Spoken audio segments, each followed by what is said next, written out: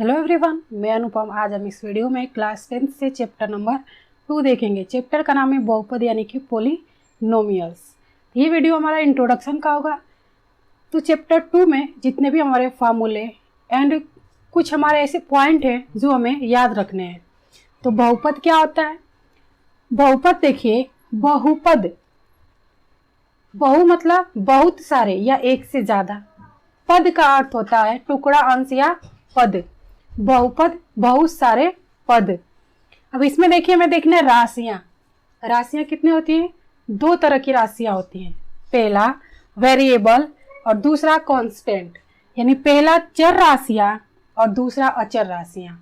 चर राशि को वेरिएबल और अचर राशि को कांस्टेंट बोलते हैं। राशि यानी कि वेरिएबल क्या होता है? वे राशियां जिसका मान अनिश्चित होता है। वे राशियां जिनका मान अनिश्चित होता है, जिसके मान में परिवर्तन होता है, ठीक है, जिसके मान में चेंजिंग होता रहता है, वो हमारी क्या कहलाती हैं? चर राशियां यानी कि वेरिएबल कहलाती हैं। For example x, y, z, p, q, r, a, b, c. अगर किसी समीकरण में आपको एक्स मिले, वाई मिले, जेड मिले, उस समीकरण को सोल्व करना होता है तो अपन क्या करते हैं? एक्स का मान 1 रख लेते हैं या 2 रख लेते हैं, फिर सोल्व कर लेते हैं, ठीक है। यानी कि वे राशियां जिनके मान में चेंजिंग हो वो हमारी क्या कहलाएंगी? चर राशि यानी कि वेरिएबल कहलाएगा। वे राशियां जिनका मान अनिश्चित हो, जिनके मान में हमेशा परिवर्तन होता रहता है, जो फिक्स्ड न हो, जो फिक्स्ड न हो, वो हमारी चर राशियां कहलाती हैं, ठीक है। अब अचर राशि यानी कांस्टेंट। अचर राशियां वे राशियां होती हैं जिनका मान निश्चित होता है, जिनका मान निश्चित होता है, जो अगर ऐसे आप कह लो कि जिनके मान में कोई परिवर्तन होता ही नहीं है, ठीक है। जैसे पाई है, पाई को अपन, इसका मान हमारा होता है 22/7, तो इसमें कोई चेंजिंग तो हम करते नहीं है कि पाई की जगह पे कुछ और हम मान रख लें। अगर हम क्वेश्चन सोल्व करते हैं तो पाई के मान पे हमें 22/7 ही रखना है, या पॉइंट में वैल्यू आती है उसको रखना है, इसमें हमें कोई चेंजिंग नहीं है। अब जैसे कि आप ले लो प्राकृतिक संख्याएं, तो प्राकृतिक संख्याएं हमारी 1 से स्टार्ट होती हैं, अनंत तक होती हैं, इसमें भी कोई हमारी चेंजिंग नहीं है। तो वे राशियां जिसका मान निश्चित होता है, फॉर एग्जाम्पल 1, 2, 3 ... एंड पाई, ये हमारी क्या होती है? निश्चित होती है, इसमें कोई भी चेंजिंग नहीं होता है। जिसमें कोई भी चेंजिंग ना हो वो अचर राशि कहलाएगी, यानी कांस्टेंट कहलाएगा। और जिन राशियों में चेंजिंग हो, यानी कि जो फिक्स्ड ना हो, वो हमारी चर राशि कहलाएगी। अचर राशि जो फिक्स्ड हो वो हमारी चर राशि कहलाएगी, ठीक है। अब देखिए बीजीय व्यंजक, एल्जेब्रिक एक्सप्रेशन क्या होता है? बीजीय व्यंजक चर राशि और अचर राशि के मिलने से हमारा क्या था? बीजीय व्यंजक बनता है। चर और अचर राशि के मिलने से हमारे बीजीय व्यंजक बनते हैं। तो फॉर एग्जाम्पल आप देख लो 4x। अब यहाँ पे देखिए 4 हमारा क्या है? अचर है। क्या है? अचर। और x हमारा क्या है? चर है। x क्या है? चर। अब इन दोनों के मिलने पे हमारा क्या बन गया? एक ये हमारा एक क्या हो गया? एक बीजीय व्यंजक हो गया, ठीक है। चर और अचर के मिलने से हमारा क्या ये बन गया? 4x क्या हो गया? बीजीय व्यंजक हो गया, ठीक है। और 4 और x के बीच में क्या है? मल्टीप्लाई, गुणे का चिन्ह होता है जो साइलेंट होता है। अब देखिए, और आप कह सकते हो 4x + 2y, ये भी हमारा बीजीय व्यंजक है, क्योंकि यहाँ पे देखिए 4 हमारा क्या? अचर है, x क्या है? चर है, 2 क्या है? अचर है, और y क्या है? चर है। यानी कि चर और अचर के मिलने से ही हमारे क्या होते हैं? बीजीय व्यंजक बनते हैं। आप और भी ले सकते हो 5z + 2y, ये भी हमारे क्या? बीजीय व्यंजक है, क्योंकि चर और अचर के मिलने से ही हमारे क्या बन रहा है? चर और अचर के मिलने से ही हमारे समीकरण बन रहा है। तो इसको हम क्या बोलेंगे? बीजीय व्यंजक। क्या बोलेंगे? बीजीय व्यंजक। एक बार और सुनिए, बीजीय व्यंजक चर और अचर राशियों के मिलने से ही हमारा बीजीय व्यंजक बनता है, ठीक है। अब देखिए घातों के आधार पर बहुपद। घातों के आधार पर बहुपद तो बहुत सारे इसमें तो होंगे, बट हमें 3 ही पढ़ना है इस चैप्टर में बहुपद में। तो यहाँ पे देखिए रैखिक बहुपद क्या होता है? लीनियर पॉलिनोमियल्स क्या होता है? रैखिक बहुपद जिसकी घात 1 हो, जिस समीकरण में अधिकतम घात 1 हो, वो हमारा क्या कहलाएगा? रैखिक बहुपद कहलाएगा। दूसरा है द्विघात बहुपद, जिस समीकरण में अधिकतम घात 2 हो, अधिकतम घात 2 हो, वो हमारा द्विघात बहुपद कहलाएगा। ठीक है। थर्ड है त्रिघातीय बहुपद। जिस समीकरण में अधिकतम घात 3 हो, वो हमारा क्या कहलाएगा? त्रिघातीय बहुपद। देखिए इसका एग्जाम्पल देख लेते हैं। रैखिक का हमने लिखा x+1, इसमें देखिए अधिकतम घात कितना है? x के पावर कितना है? x के घात कितना? 1 है। तो अधिकतम घात कितनी है? 1 है। तो ये हमारा रैखिक बहुपद कहलाएगा।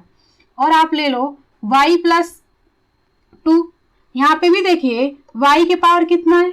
1 है। जिस समीकरण में अधिकतम घात 1 होगा वही हमारा रैखिक बहुपद कहलाएगा। ठीक है। अब देखिए द्विघात बहुपद। जिस समीकरण में अधिकतम घात कितना हो? 2 हो, जैसे 2x² + 4x + 1। ठीक है। अब इस समीकरण में देखिए अधिकतम घात कितनी है? अधिकतम घात यानी कि ज्यादा, इस 2x, इस x के पावर कितना है? 2 है। ठीक, इसके घात कितनी है? 2 है। और इसके घात कितनी है? 1 है। तो हमने क्या कहा कि जिस समीकरण में अधिकतम घात कितनी हो? 2 हो, तो अधिकतम घात कितनी है? 2 है। तो वो हमारा द्विघात बहुपद कहलाएगा। ठीक है। अब त्रिघातीय बहुपद, जिस किसी भी समीकरण में अधिकतम घात कितनी हो? 3 हो, जैसे हमने ले लिया 3x³ + 2x² + x + 5। ठीक है, हमने एक समीकरण ले लिया। अब इस समीकरण में देखिए हमारा 2 भी है, 3 भी है और 1 भी है। x के पावर 1 है, इस x के पावर 2 है, इस x के पावर 3 है। बट हमें ये देखना है कि इस समीकरण में हमें अधिकतम घात क्या मिल रहा है? 3 मिल रहा है। ठीक है, तो ये हमारा क्या होगा? त्रिघातीय बहुपद होगा। एक और एग्जाम्पल देखिए, x³ + y² + 1। ठीक है, तो इसमें देखिए अधिकतम घात कितनी है? y के पावर 2 है। बट हमें सिर्फ घात देखनी है। अगर आपसे पूछे घात के बारे में तो आप अधिकतम घात देखोगे। अगर अधिकतम घात 1 है जिस समीकरण में, तो वो रैखिक कहलाएगा।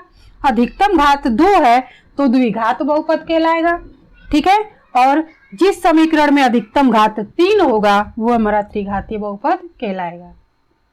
ठीक है ना। अब देखिए पदों के आधार पे बहुपद, तो उससे पहले हमें अचर बहुपद पढ़ने होंगे। तो अचर बहुपद क्या है? हमने लिखा 5x⁴। 5 हमारा क्या है? अचर है। और x हमारा क्या है? चर है। हमने कहा अचर बहुपद, तो फॉर एग्जाम्पल 5x⁴, तो जो हमारा x है, x के पावर जो 0 है, इसका मान क्या होता है? 1 होता है। अगर किसी समीकरण में आपको 5x⁴ दे तो इसका मतलब होता है कि ये हमारा क्या? अचर बहुपद है। अब यहाँ पे देखिए 5 × x के पावर 0 का मान कितना होता है? 1 होता है। तो 5 एकम में कितना आएगा? 5 आएगा। तो इसको बोलते हैं अचर बहुपद। ठीक है, अगर आपको कोई समीकरण दे दिया या आपसे पूछ दिया कि अचर बहुपद इसमें से कौन है, तो आप कैसे पहचानोगे कि चाहे यहाँ पे y हो, चाहे x हो, चाहे p हो, चाहे q हो, उसके पावर क्या हो? 0 हो, तो वो हमारा क्या कहलाएगा? एक अचर बहुपद कहलाएगा। अब देखिए शून्य बहुपद। शून्य यानी कि 0 का आप किसी भी चर या अचर में गुणा करोगे तो वो 0 ही आएगा। जैसे फॉर एग्जाम्पल आप देखो 0x⁴, इसको आप करोगे, ये 0 है और x की पावर 0 का मान कितना होता है? 1, तो हमारा क्या आएगा? 0 आएगा। या आप और ले लो कि 2 × 0 या 2x × 0। ठीक है, तो 0 का 2x में गुणा करोगे तो क्या आएगा? 0। यही हमारा कहलाता है शून्य बहुपद। ठीक है, अब पदों के आधार पे बहुपद। अब यहाँ पे देखिए पद के बारे में बात हो रही है। ठीक है ना, किसके? पद के। हमने अभी क्या पढ़ा? घात के, यानी कि पावर के बारे में भी हमने पढ़ा। जिसके पावर 1 होगा रैखिक, जिसके पावर 2 होगा वो द्विघात बहुपद, जिसके पावर 3 होगा, अधिकतम घात 3 होगा जिस समीकरण में, वो त्रिघातीय बहुपद। बट यहाँ पे देखिए पदों के आधार पे बहुपद, तो पदों के आधार पे बहुत सारे बहुपद है, बट हमें 3 ही पढ़ना है। ठीक है ना। अब देखिए एक पदीय बहुपद। एक पदीय बहुपद यानी कि एक पदीय बहुपद उसे कह सकते हैं कि जिस पद में केवल चर राशि एक ही हो। जैसे अब एक पदीय बहुपद केवल एक पद हो, केवल एक पद हो, जैसे x 2y, तो x हमारा क्या? एक पद है। कितना? एक पद है। और 2y भी हमारा एक ही पद है, केवल एक ही पद हो। यानी कि कहने का मतलब ये है कि एक पदीय बहुपद में अगर आपके चर राशियों में से अगर x का समीकरण बन रहा है तो वो x का ही हो, y का बन रहा है तो y का ही हो, बट सिर्फ x हो, ठीक है, या सिर्फ x हो या y का बने या 3z का बने या z हो या p हो या q हो, चाहे r आए, a आए, b आए, c आए, ठीक है। लेकिन किसी भी समीकरण में x हो तो सिर्फ एक ही पद आए। एक पद का मतलब होता है कि केवल x, ठीक है। अब यहाँ पे 2y तो केवल इसमें क्या है, y है, इसके साथ और कोई नहीं है। हमारे कहने का मतलब है कि x प्लस वाई, तो ये हमारा क्या कहलाता है, पहला पद, और ये क्या कहलाता है, दूसरा पद। तो एक पदीय बहुपद में हमें सिर्फ एक पद ही चाहिए, ठीक है, एक पद ही चाहिए। अब देखिए द्विपदीय बहुपद का क्या है कि जिसमें दो टर्म्स हो, एक पदीय जिसमें एक टर्म्स हो और द्विपदीय का मतलब होता है जिसमें दो टर्म्स हो, यानी कि जिस समीकरण में चर राशियां दो हो, एक्स वाई हो, वाई जेड हो, पी क्यू हो, आर एस एक्स हो, ठीक है, यानी कि एक्स प्लस वाई हो, ये पहला पद और ये दूसरा पद, या 2x प्लस जेड हो, 2x पहला पद और जेड हमारा क्या है, दूसरा पद, या p प्लस क्यू हो, p हमारा पहला पद और q हमारा क्या है, दूसरा पद। जिसमें 2 टर्म्स हो वो हमारे द्विपदीय कहलाएंगे, जिसमें 1 टर्म्स हो केवल वो हमारा एक पदीय बहुपद कहलाएगा। अब त्रिघातीय बहुपद जिनमें 3 टर्म्स हो, जिनमें 3 पद हो, जैसे x plus y plus z, यहाँ पे देखिए पहला पद, दूसरा पद और ये तीसरा पद, ठीक है, या p plus q plus r, पहला पद, दूसरा पद, तीसरा पद, a minus b minus c, पहला पद, दूसरा पद, तीसरा पद, ये आपके चिन्ह आपके बदल सकते हैं, ठीक है ना। तो ये हमारे कहलाते हैं त्रिपदीय बहुपद, जिसमें 3 घात हो, त्रिपदीय बहुपद जिसमें 3 टर्म्स हो, जिसमें 3 पद हो वो त्रिपदीय बहुपद कहलाएगा। जिसमें 2 टर्म्स हो यानी कि 2 पद हो वो द्विपदीय बहुपद कहलाएगा, और एक पदीय जिसमें एक पद हो सिर्फ वो हमारा क्या कहलाएगा, एक पदीय कहलाएगा। आपको अगर पद के बारे में आप क्लास 9th में आप ऐसे क्वेश्चंस आप पढ़े होंगे पद और घात के बारे में, ठीक है, तो आपको कोई भी दिक्कत नहीं होनी चाहिए। अगर घात के बारे में पूछेगा तो हम यहाँ पे देखेंगे x का अधिकतम घात कौन सा है, अगर पद के बारे में पूछेगा तो ऐसे देखेंगे, ठीक है। अब देखिए मोस्ट इंपॉर्टेंट पॉइंट ये है, ये तो हमारे सब बेसिक थे, ठीक है ना, ये सारे हमारे क्या थे, बेसिक थे। अब हमें जो हमारे एक्सरसाइज में जिससे हमारे क्वेश्चंस आएंगे वो हमारे ये 2 पॉइंट्स हैं। फर्स्ट है द्विघात बहुपद। अब देखिए द्विघात बहुपद, घात का मतलब क्या, जिसकी अधिकतम घात 2 हो, द्वि आ गया तो जिसकी अधिकतम घात 2 हो। देखिए द्विघात बहुपद ax² plus bx plus c के शून्यांक अल्फा बीटा हो तो, ठीक है। देखिए 1 नंबर में आपसे पूछेगा कि द्विघात बहुपद के शून्यांक कितने होते हैं, तो द्विघात में केवल 2 ही होंगे, अल्फा और बीटा। 1 नंबर में क्वेश्चन आपको बोर्ड एग्जाम में पूछता है कि द्विघात बहुपद में शून्यांकों की संख्या कितनी होती है, 2 होती है, अल्फा और बीटा होते हैं। अब देखिए द्विघात बहुपद से आपको क्वेश्चन पूछेगा, अगर आपसे योगफल पूछेगा तो alpha plus beta equal to minus b upon a आपको लेना है। अगर योगफल पूछेगा, क्या पूछेगा, ये हमारा क्या है, योगफल है, क्या है, योगफल है, यानी कि जोड़ है, तो alpha plus beta equal to क्या होगा, माइनस बी अपॉन ए आपको याद रखना है। अगर गुणनफल पूछे, क्या पूछे, गुणनफल पूछे तो alpha into beta equal to c upon a आपको याद रखना है, ठीक है। अब देखिए त्रिघातीय बहुपद, त्रिघात अभी हमने बताया जिस समीकरण में अधिकतम घात कितनी हो, 3 हो, तो यहाँ पे देखिए त्रिघातीय बहुपद ax⁴ plus bx² plus cx plus d equal to 0 के शून्यांक अल्फा बीटा और गामा हो तो। अब यहाँ पे देखिए त्रिघातीय, अगर 1 नंबर में आपसे क्वेश्चन पूछेगा कि त्रिघातीय बहुपद के शून्यांक कितने होते हैं, तो कितने होते हैं, 3 होते हैं। त्रिघातीय 3 होते हैं शून्यांक, द्विघातीय 2 होते हैं शून्यांक, ये आपको याद रखना, 1 नंबर में आपसे क्वेश्चन पूछेगा, ठीक है। तो त्रिघातीय बहुपद के शून्यांक अल्फा बीटा गामा, और द्विघातीय बहुपद के समीकरण क्या है, ax⁴ plus bx² plus c x plus d equal to 0। अगर आपसे योगफल पूछे, क्या पूछे, योगफल पूछेगा, आपको ये फार्मूला लगाना है कि alpha plus beta plus gamma equal to minus b upon a. ठीक है, और एक फार्मूला ये भी आपसे पूछेगा कि alpha beta plus beta gamma plus gamma alpha equal to क्या होता है, सी अपॉन ए। फिर alpha beta gamma equal to क्या होगा, माइनस डी अपॉन ए।